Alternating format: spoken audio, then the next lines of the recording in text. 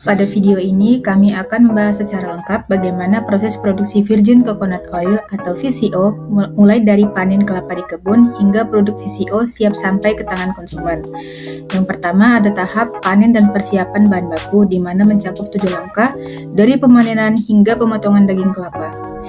Proses dimulai dari pemanen kelapa tua yang telah berumur 10 hingga 12 bulan. Mengapa harus kelapa tua? Karena pada usia ini, kandungan minyak dan daging kelapa sudah berada pada titik optimal. Teksturnya padat dan kadar lemaknya tinggi, ideal untuk menghasilkan VCO berkualitas. Yang kedua, yaitu pengumpulan dan transportasi ke pabrik. Kelapa yang sudah dipanen dikumpulkan dan segera dikirim ke fasilitas produksi. Kecepatan transportasi penting untuk menjaga kesegaran kelapa dan mencegah kontaminasi sebelum diproses. Dan yang ketiga itu penerimaan bahan baku, di mana kelapa melalui proses penerimaan baku yang dilakukan pencatatan jumlah, pengecekan kondisi fisik kelapa, dan penentuan apakah kelapa layak untuk diproses lebih lanjut. Yang keempat, sortasi atau sortasi dan grading kelapa, di mana kelapa dipilah berdasarkan kualitasnya. Kelapa yang terlalu muda, busuk, atau rusak dipisahkan. Hanya kelapa yang dengan kualitas terbaik yang dilanjutkan ke proses produksi. Yang selanjutnya yaitu pengupasan sabut atau dehusking, di mana sabut kelapa yang melapisi bagian luar dikupas menggunakan mesin dehusking atau secara manual. Sabut ini bisa dimanfaatkan sebagai produk sampingan seperti cocoa fiber atau cocoa peat.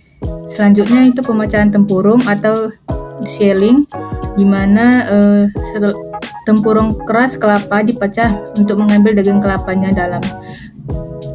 Tempurung ini bisa menjadi produk sampingan seperti arang aktif. Dan yang selanjutnya itu pengupasan kulit ari atau paring atau testa removal. Daging kelapa masih memiliki lapisan kulit ari berwarna coklat tipis yang disebut dengan testa. Lapisan ini harus dikupas karena dapat mempengaruhi warna dan kualitas VCO yang dihasilkan. Setelah dikupas, daging kelapa tampak putih bersih. Tahap selanjutnya itu tahap kedua, ekstraksi dan pemisahan. Mencakup 7 langkah juga, pencucian, pemarutan, ekstraksi, hingga pemisahan minyak. Langkah ke-8, pencucian daging kelapa yang menggunakan air untuk menghilangkan kotoran, debu, dan mikroorganisme yang mungkin menempel pada permukaan. Selanjutnya itu pemotongan daging kelapa dengan ukuran lebih kecil untuk memudahkan proses pemarutan. Yang angka ke-10 yaitu pemarutan daging kelapa atau grating atau grinding. Pemotongan daging kelapa dimasukkan ke mesin pemarut atau grinder untuk menghasilkan parutan kelapa yang lebih halus. Tujuannya untuk memperluas permukaan daging kelapa sehingga kandungan minyaknya lebih mudah diekstrak. Selanjutnya itu cold press extraction, di mana membedakan VCO dari minyak kelapa biasa, yaitu mempertahankan enzim, vitamin, dan asam laurat yang terkandung dalam minyak sehingga kualitas nutrisinya tetap optimal tanpa menggunakan pemanasan sama sekali. Selanjutnya itu ekstraksi santan. Ekstraksi santan ini menghasilkan santan kental yang kaya akan minyak. Santan inilah yang menjadi bahan untuk sebelum minyak VCO dipisahkan. Kualitas santan yang dihasilkan sangat menentukan rendemen atau jumlah VCO yang diperoleh. Yang ke-13 itu penyaringan awal. Santan disaring untuk memisahkan serat-serat kasar atau ampas kelapa yang masih tersisa. Penyaringan awal ini menggunakan kain atau saringan berukuran besar sebelum proses lebih lanjut. Dan yang tahap ke-14 yaitu homogenisasi santan. Santan yang sudah disaring kemudian dihomogenisasi, yaitu proses pengadukan atau pengolahan mekanis untuk memastikan distribusi partikel minyak merata dalam santan sebelum masuk ke proses sentrifugasi. Baik, pada tahap ketiga, pemurnian dan quality control mencakup 7 langkah. Yang pertama, sentrifugasi, filtrasi, pengendapan, hingga pengujian mutu. Langkah 15, sentrifugasi separation tahap 1, yaitu di mana santan dimasukkan ke mesin sentrifuge yang berputar dengan kecepatan tinggi pada tahap pertama ini. Gaya sentrifugasi memisahkan krim santan yang kaya minyak dari bagian air atau skin. Krim yang terkumpul di lapisan atas inilah yang akan kita ambil untuk diproses untuk lebih lanjut lagi. pada langkah ke-16 yaitu centrifugal separation tahap 2, di mana krim hasil sentrifugasi tahap pertama diproses kembali di sentrifugasi dengan kecepatan lebih tinggi. Pada tahap ini, minyak visio murni dipisahkan dari protein dan sisa air. Hasilnya adalah minyak visio mentah yang sudah cukup bersih namun masih perlu dimurnikan. Langkah ke-17 di mana pengambilan lapisan minyak visio. Setelah sentrifugasi, terbentuk lapisan minyak visio di bagian atas.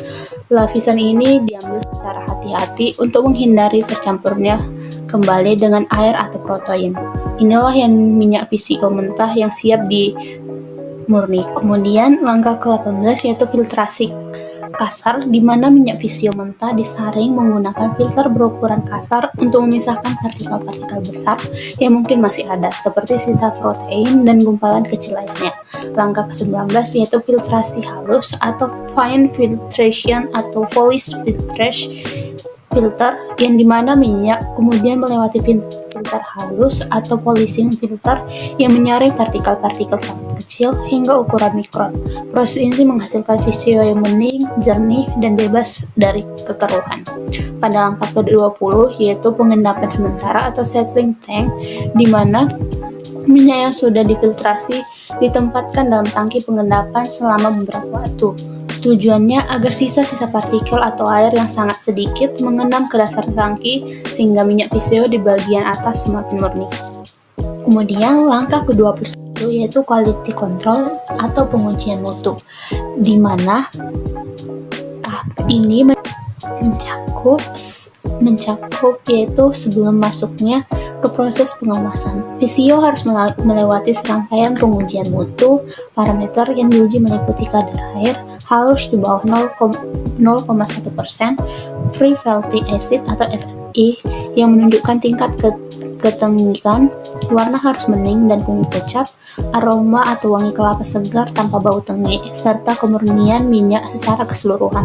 Hanya visio yang murni sekali yang lulus semua parameter ini yang akan dikemas. Kemudian pada tahap keempat yaitu pengemasan dan distribusi. Pada langkah ke-22, sterilisasi peralatan dan sanitasi. Sebelum pengisian dimulai, seluruh peralatan pengemasan, botol, dan ruang produksi harus disterilkan. Tahap ini penting untuk mencegah kontaminasi bakteri atau jamur yang dapat merusak kualitas visio dan mempersingkat masa simpannya. Pada langkah ke-23 yaitu pengisian produk atau filling, di mana visio yang telah lulus quality control diisi ke dalam botol menggunakan mesin filling. Pengisian dilakukan secara tertutup untuk meminimalisir kontak dengan udara luar yang dapat memicu oksidasi minyak. Kemudian pada langkah ke-24 yaitu penutupan botol atau capping, di mana botol yang sudah terisi kemudian ditutup rapat menggunakan mesin capping. Penutupan yang kedap udara sangat penting untuk menjaga kualitas visio dan mencegah kontaminasi selama penyimpanan dan distribusi. Pada langkah ke-25 yaitu pelabelan produk atau labeling, di mana label produk dipasang pada botol. Label ini memuat informasi penting seperti nama produk, volume, tanggal produksi, tanggal kadaluarsa, nomor izin BPOM, komposisi, dan cara penyimpanan. Label yang lengkap dan jelas adalah syarat wajib untuk produk pangan. Pada langkah yang ke-26 yaitu pengemasan sekunder atau carton packing, di mana botol-botol visio yang sudah berlabel dikemas dalam karton atau dus sebagai kemasan sekunder. Pengemasan ini melindungi produk dari benturan fisik setelah pengiriman dan memudahkan proses stacking atau penyimpanan di gudang. Pada langkah ke-27 yaitu penyimpanan di gudang, di mana produk visio yang dikemas disimpan di gudang dengan kondisi terkontrol, jauh dari sinar matahari langsung, suhu udara ruangan yang stabil, dan kelembapan yang rendah. Penyimpanan yang baik memastikan visio tetap berkualitas selama masa simpannya yang bisa mencapai 18 hingga 24 bulan. Kemudian pada langkah ke-28 yaitu distribusi produk ke pasar, di mana tahap terakhir dari proses visio sebelum didistribusi. Sesudah dikemas dan melalui banyak penyimpanan, kemudian didistribusikan ke pasar, baik melalui distributor toko retail atau apotik, maupun platform e-commerce. Rantai distribusi yang baik memastikan produk sampai ke tangan konsumen dalam kondisi prima.